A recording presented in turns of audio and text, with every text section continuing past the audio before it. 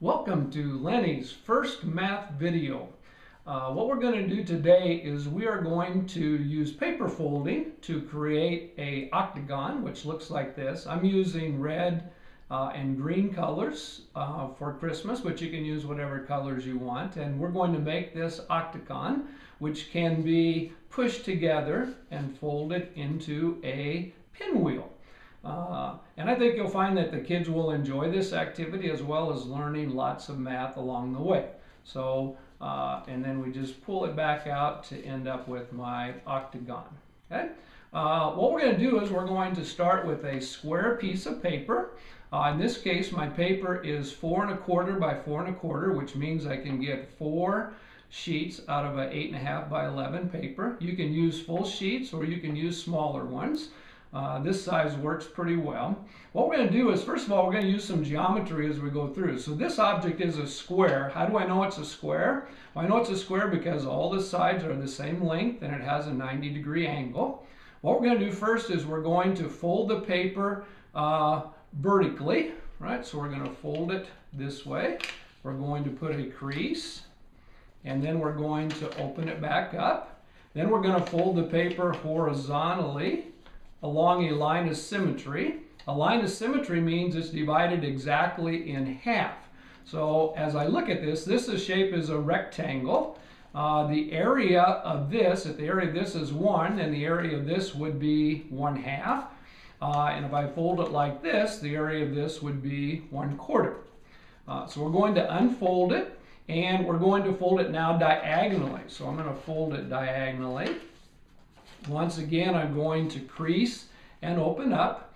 So I end up with something like this. In this case, my shape is a triangle. In fact, this is a right triangle. And even more importantly, it's a right isosceles triangle because these sides are the same length. You can talk about the geometry. This is my hypotenuse. These are my legs, depending on the level of the students. And you might talk about Pythagorean theorem and find the lengths. Then we're going to fold the other way. And so we get the lines of symmetry, and a square in this case has 4 lines of symmetry. And this shows those lines. I've drawn the lines on here a little bit better. So this shows the 4 lines of symmetry of a square. What we're going to do next is we're going to take these 2 outside corners and we're going to fold them to the middle. So I'm going to take this and I'm going to fold that corner or vertex to the middle. So I end up with a shape here. And in this case, my shape is a trapezoid. And so I have a trapezoid. And then I'm going to take this shape and I'm going to, or this corner, and I'm going to fold it to the inside so that I end up with what would be called a house informally. Formally, I would call that a pentagon. It's not a regular pentagon, but it is, in fact, still a pentagon. What I'm going to do next is I'm going to take my pentagon and I'm going to fold it in half. All right, so I'm going to take my pentagon. Again, this is a line of symmetry for my pentagon, so I'm going to fold it in half. So I end up with a trapezoid. I have my parallel sides here, all right? So I end up with a trapezoid. The next fold is a little tricky because what I'm going to do is I'm going to take, when I fold this together, what I'm going to do now is I'm going to push this corner to the inside. So I kind of going to fold this flap so that it goes inside. So I end up with a parallelogram. A parallelogram has all parallel sides. Let me show you that once again. So I'm going to take my trapezoid. I'm going to take this corner and I'm going to push it to the inside. So I end up, and it creates a little flap, which we're going to use a little bit later. So I have a flap. Which I create. I'm going to call this my airport hangar. What you want to do next is you need to make 8 more of these. So we're going to make 8 more of these shapes, right? And put them, so I end up with a total of 8, and put them together and have them ready. The next thing that we're going to do is I want to think of this as an airplane hangar.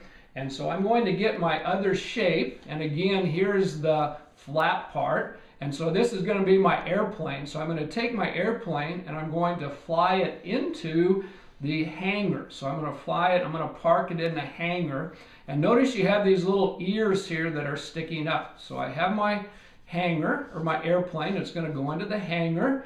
What works easiest for folding these flaps is if you slide your airplane in a little bit further. So I'm going to take these flaps and I'm going to fold them down inside of the hanger, inside of the flap. And then once I get those in, I can slide it out and they'll stop when they get to the edge. So once again, it works a little bit better to fold them when they're here, but then I fold those flaps like this.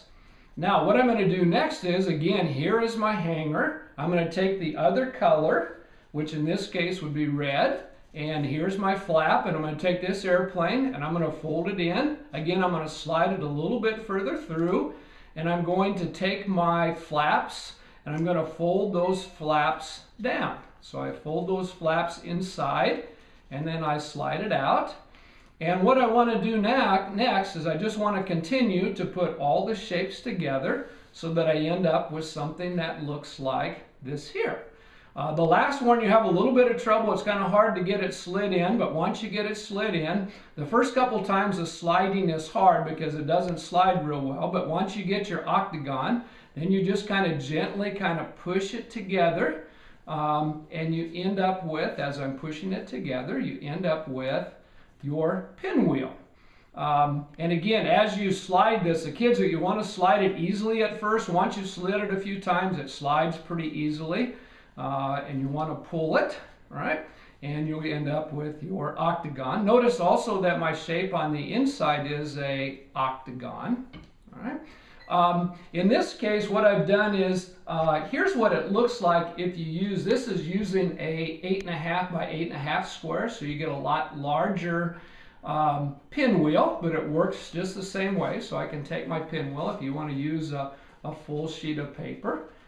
In my case, I used red and green because I've always done this, and my wife has always done this as a activity for the students, and she's done it with second graders, although second graders take a little bit more time and patience to work with. I've done it with sophomores and juniors just as kind of a fun activity and as reviewing some of the shapes and terminology because we know vocabulary is so difficult. Here's one that I made with a little smaller squares that I started with, and this one I just used a variety of colors, and I ended up with so you can use whatever colors you want to make it come out kind of a design. Once the kids have done this, they'll kind of put together some other ones using different colors and papers, but I think your kids will enjoy this activity, something that's fun, as well as learning a little geometry as they go along. So thank you very much. I do have on my webpage posted some instructions for this as well as some of the other activities. So thank you very much.